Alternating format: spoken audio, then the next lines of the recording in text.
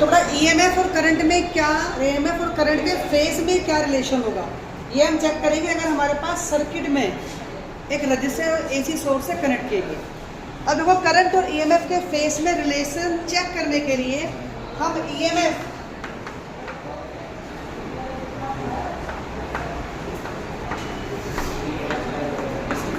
हम ईएमएफ या करंट किसी में से एक का एक स्टैंडर्ड फॉर्म लिख लेंगे, हम उसको बेस लेके चलेंगे। मैंने ईएमएफ लेट कर लिया ई not sine omega T.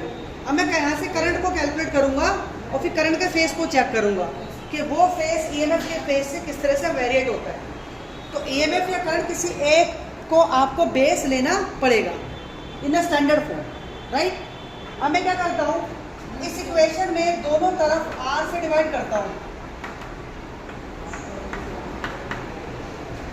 V upon are क्या हो गया, I, तो ये बन जाएगा I, ये मेरे पास बन जाएगा I not, and we have I equal to I not sine omega T.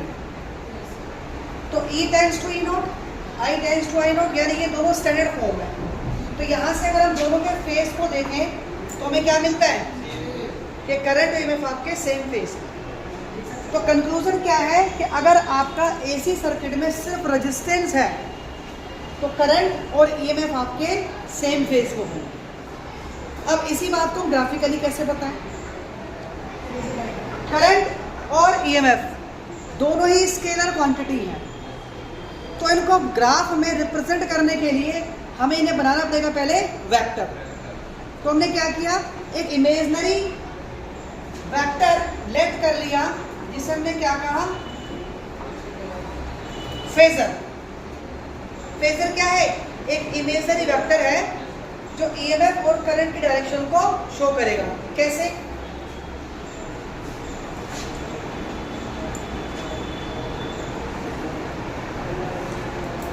ये मेरे पास फेजर है जो ईएमएफ को रिप्रेजेंट कर रहा है। तो ईएमएफ करंट का फेज सेम है, तो करंट भी इसकी सेम डायरेक्शन में आ गया, क्योंकि दोनों का फेज क्या है ओरिजिन पर, ओमेगा टी।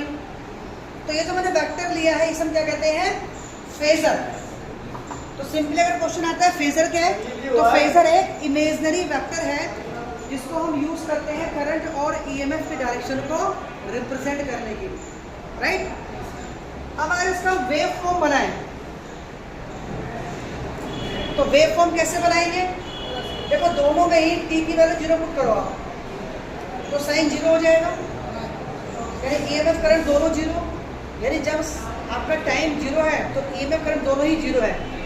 ये दोनों हमें कहाँ से स्टार्ट होंगे, ओरिजिन से।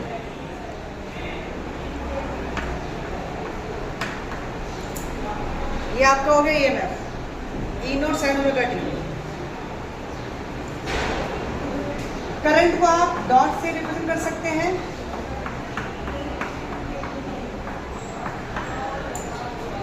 देखो यहाँ पर दोनों का फेज कितना है, 0, यहाँ पर दोनों का फेज कितना है, पाई, यहाँ पर फेज क्या है, 2 पाई।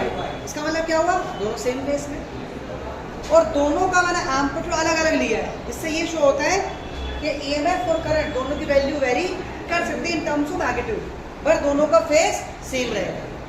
तो ये हो गया आपका आई नॉट साइन ओमेगा। तो this is called your phasor diagram and this is called your waveform. तो कंफ्यूजन क्या है कि EMF current both are in same phase, clear है।